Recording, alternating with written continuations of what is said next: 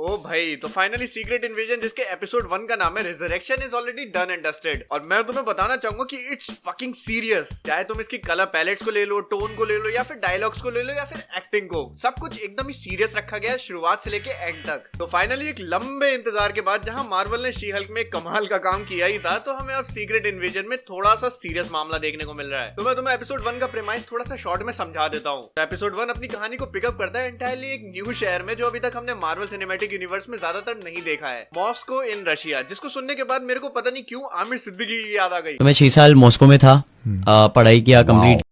तो कहानी शुरू होती है एक एंटायरली न्यू कैरेक्टर प्रेस्कॉट नाम के एक एजेंट को इंट्रोड्यूस करते हुए, जहां वो कुछ ना कुछ इन्वेस्टिगेट कर रहा है प्रीवियस टेररिस्ट अटैक्स के ऊपर। जहां वो अब जब इन सब के बीच में आपस में कोई लिंक ढूंढ रहा है, तो उसे समझ में आ रहा है कि ये सब कोई ग्रेटर एजेंडा से जुड़े हुए हैं। जहां जब एवरेट रॉस उसे विजिट करते हैं, तो वो उन्हें पूरी की पूरी मामले को समझाता है कि ये सिर्फ एक टेररिस्ट अटैक नहीं, बल्कि इसके पीछे स्क्रल्स का हाथ है, जो कि टेररिस्ट अटैक्स की आड़ में अपना एक अलग ही एजेंडा चला रहे हैं, जहां वो चाहते हैं कि अर्थ पर उनका टोटल कंट्रोल हो जाए। और इसी सब कन्वर्सेशन के बीच में हमें उनके मोटिव्स भी क्लियर कर दिए जाते हैं कि वो ये सब क्यों कर रहे हैं, जिसके सीधे तार जुड़ते हैं निक फ्यूरी चाचा से, क्योंकि वही बंदा था जो कि स्क्रल्स को अर्थ पर लाया था ये प्रॉमिस करके कि मैं और कैरल डैनवर्स तुम्हारे लिए एक हैप्पी और सेफ प्लेनेट जरूर ढूंढेंगे। लेकिन थैनोस की स्नैप के बाद निक फ्यूरी 5 साल के लिए गायब हो गए, जो कि काफी लंबा टाइम है, और इस बीच स्क्रल्स को कोई भी हेल्प प्रोवाइड नहीं की गई। और इन एडिशन टू दैट, जब वो ब्लिप के बाद निक फ्यूरी वापस आए, तो उन्होंने खुद को आइसोलेट कर लिया सेबर स्पेस स्टेशन में, जहाँ ना तो वो किसी की कॉल उठा रहे थे और ना ही किसी मैसेज का रिप्लाई कर रहे थे, जिसके बाद स्क्रल्स को ऐसा लगा कि निक फ्यूरी ने उन्हें बिट्रे कर दिया है। अब इसी सब के बीच जन्म होता है सीरीज के मेन एंटागोनिस्ट ग्रेविक का, जो कि स्क्रल्स की रेबेलियन सोसाइटी का हेड है। और ग्रेविक क्लेम करता है कि वो स्क्रल्स को वो दिलवा सकता है जो निक फ्यूरी ने केवल प्रॉमिस करके ही छोड़ दिया। इसके लिए उसका ये मकसद नहीं है कि वो किसी और प्लेनेट को ढूंढे जो कि सेफ और हैप्पी हो, बल्कि उसका मकसद है कि अर्थ को ही टेक ओवर कर लिया जाए। अब इस सब के बीच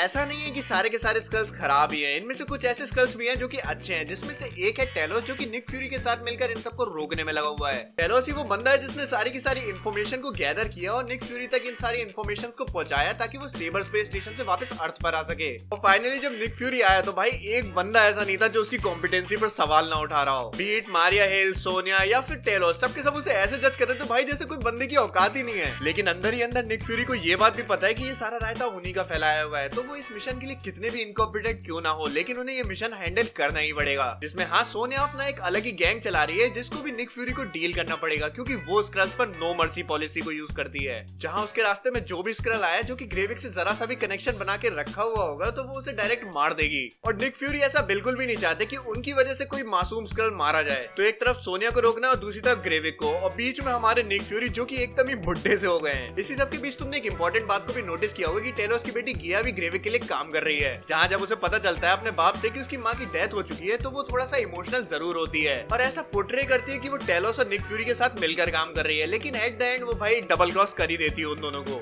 इसका रिजल्ट ये होता है कि निक फ्यूरी और टेलोस हार जाते हैं और ग्रेविक अपने मिशन में सक्सीड हो जाता है। जहाँ जो बॉम्ब्स उसने प्लांट किए थे वो उन्हें फोड़ने में कामयाब हो जाता है और टोटल केओस हो जाता है। अब हाँ, ये केओस जैसा लगता भी है और नहीं भी, क्योंकि यहाँ पे सिर्फ एक्सप्लोजन ही दिखाए जाते हैं और कुछ भी नहीं, थैंक्स टू PG-13। इसके बाद एट द एंड हमें ये भी दिखाया जाता है कि ग्रेविक खुद भी वहाँ पे प्रेजेंट होता है, जो कि एक्चुअल में ग्रेविक है या नहीं ये तो हमें नहीं पता, क्योंकि कोई भी स्क्रल उसका रूप ले सकता है। बट एंड आते आते वो निक फ्यूरी की शेप में आके मारिया हिल तक को गोली मार देता है, जहाँ उसकी डेथ हो जाती है। एंड मैं कहना चाहूंगा कि ये सही में काफी ज्यादा बोल्ड मूव था, क्योंकि निक फ्यूरी के साथ कुछ ही गिने चुने लोग हैं जिन पे वो ट्रस्ट करते हैं, और उनमें से एक को तुमने एपिसोड 1 में ही मार दिया। तो मैं कहना चाहूंगा कि आई होप आगे के एपिसोड में इनके पास और भी कैरेक्टर्स हो निक फ्यूरी की हेल्प करने के लिए, जिसमें से अब मैं इस एपिसोड की अगर खुल के बात करूं तो ये मुझे काफी ज्यादा अच्छा लगा और डिसेंट था मार्वल के पिछले प्रोजेक्ट से। और मैं तुम्हें बताना चाहूंगा कि ये एपिसोड एक तरीके से तुम्हारा मूड बनाने की कोशिश कर रहा है सीक्रेट इन्वेजन को लेकर, जहां जब पेस्कॉट सब चीजों को समझा रहा था तो समझ में आ रहा था कि मामला बड़ा है। एपिसोड की लेंथ भी अच्छी खासी है और ये अपनी सीरियस टोन को शुरुआत से लेके एंड तक मेंटेन करता है, जो कि मार्वल के लिए हम